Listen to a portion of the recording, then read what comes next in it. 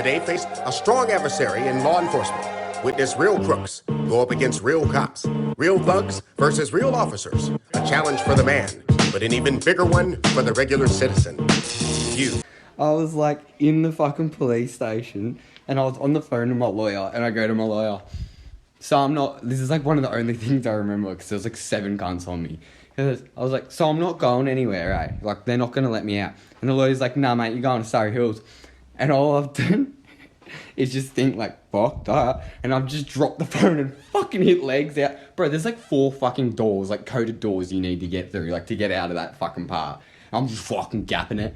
And all of a sudden there's this fucking 6 cunts on me. I'm on the ground doing fucking jiu-jitsu. I used to get a lot of beatings, a lot of beatings from the police in the city. This is why I don't like going to the city.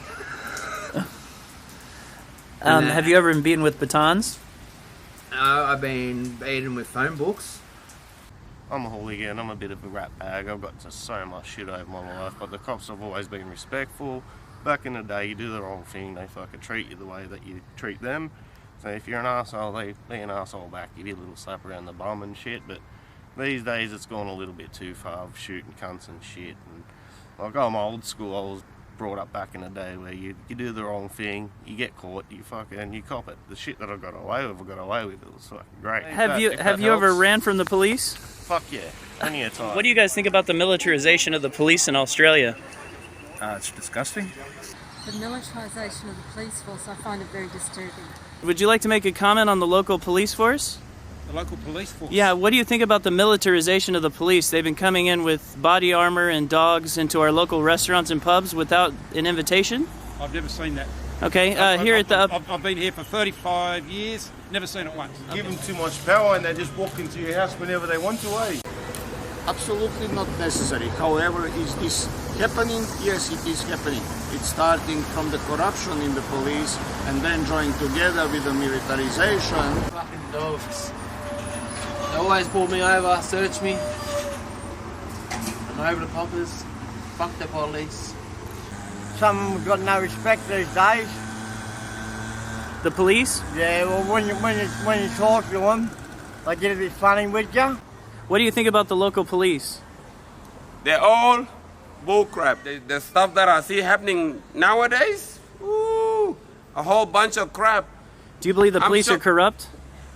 Duh! They've always been corrupt. That's so obvious.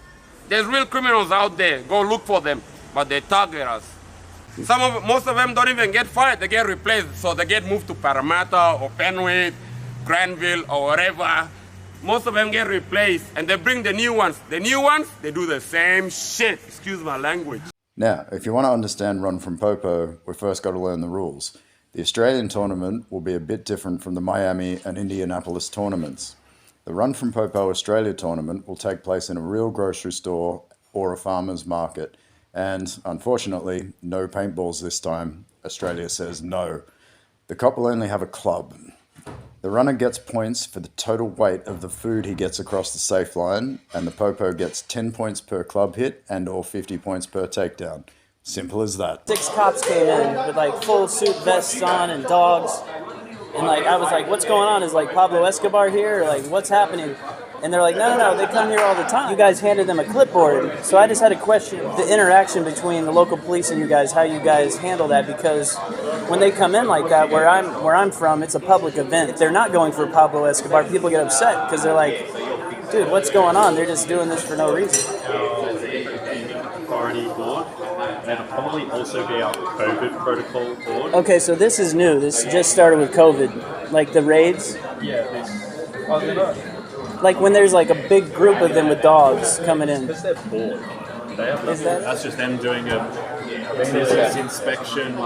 So the people around, like I've been talking to them, and they're like, yeah, I'm not going back. I'm not going out to the pubs because that's been going on. Some of them are saying it was before COVID. But it hasn't been going on for years. But I mean, how often does this happen? Is it once a week?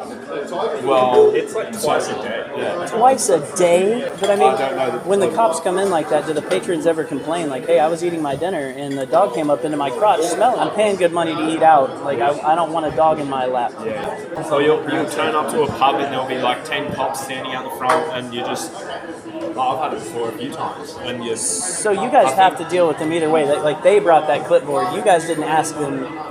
Like that's not that clipboard that they're signing in and out on when they come here. You guys didn't ask them to do that. They're doing that on their own. That's them doing the raid. Like on Arvo, I was driving down to park in the car park down there, and there was like 10, probably like 20 of them walking up with again like 3 dogs. This was like a few months ago. Do the patrons ever complain? Does anyone ever, like the locals? Wait, Josh, what do you think of cops coming in here, like with the dogs and whatnot? Oh, it's ridiculous.